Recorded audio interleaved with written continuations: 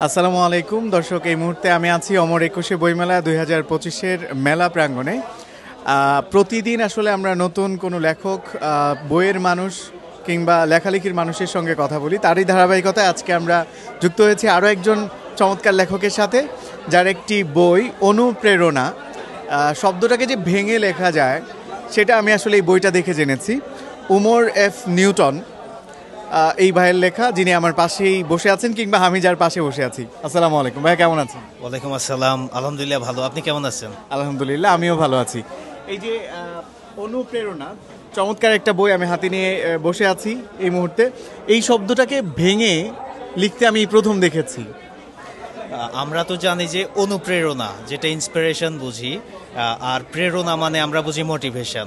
আর অনুটা আমরা জানি যে একটা ছোট ক্ষুদ্র বস্তু, যেটা আমরা পরমাণুকে আমরা অ্যাটম বলি, অনুকে বলি ইংলিশে যদি বলি যে মলিকুল, মানে ছোট ক্ষুদ্র জিনিস। আর আমার বইতে যে প্রেরণা, এটা মোটিভেশনাল টাইপ, এবং মোটিভেশনাল যে লেখাগুলা, কন্টেন্টগুলা খুব ছোট ছোট অংশে বিভক্ত। সবচেয়ে উল্লেখযোগ্য বিষয় হচ্ছে যে এখানে ১০০টি ছোট ছোট বাণী রয়েছে বইতে, এবং প্রত্যেকটা বাণী মোটিভেশনাল। এখানে ছোট ছোট কবিতা রয়েছে, যেটা সবগুলাই মোটিভেশনাল এবং অনুপ্রেরণাদায়ক, এবং ওইগুলো ছোট ছোট। এবং যে প্রবন্ধগুলো আছে ওইগুলাও মানে ছোট ছোট। সবগুলা মিলে যেহেতু সব কিছু ক্ষুদ্র অংশে বিভক্ত, যার কারণে অনু শব্দটা রাখা।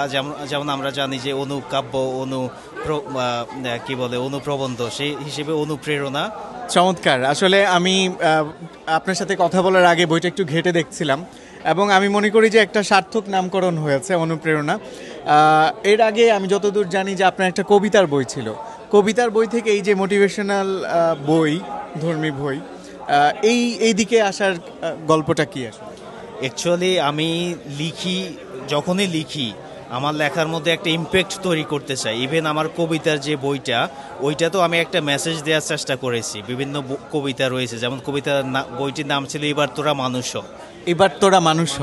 হ্যাঁ, যে আমাদের যে মনুষ্য গুণাবলীগুলা যাতে সবার মধ্যে প্রতিস্থাপিত হয়, বা অমানুষের গুণাবলী যাতে প্রতিস্থাপিত হয়ে মানুষের গুণাবলী মানুষের মধ্যে প্রতিস্থাপিত হয়, ওই কারণে নামটা দেয়া যে এবার তোরা মানুষ। আমরা কিন্তু সবাই মানুষ হিসেবে জন্মগ্রহণ করি, বিভিন্ন পরিবেশ পরিস্থিতির কারণে আমরা বিভিন্ন খারাপ কর্মগুলোতে অভ্যস্ত হয়ে পড়ি।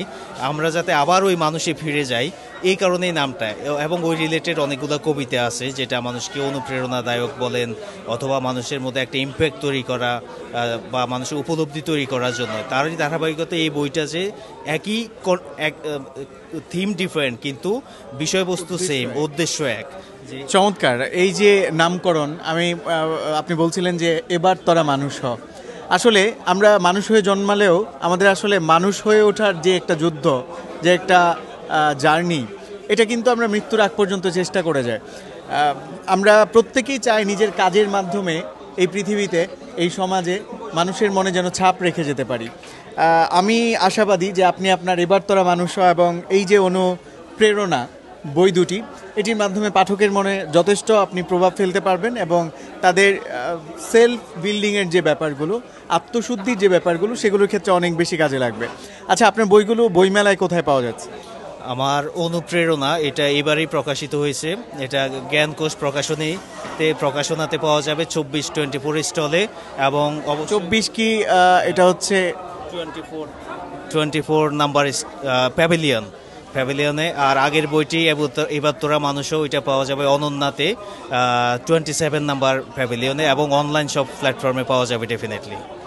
অসংখ্য ধন্যবাদ, আপনার সঙ্গে কথা বলে ভালো লাগলো। কালের কণ্ঠের পক্ষ থেকেও ধন্যবাদ।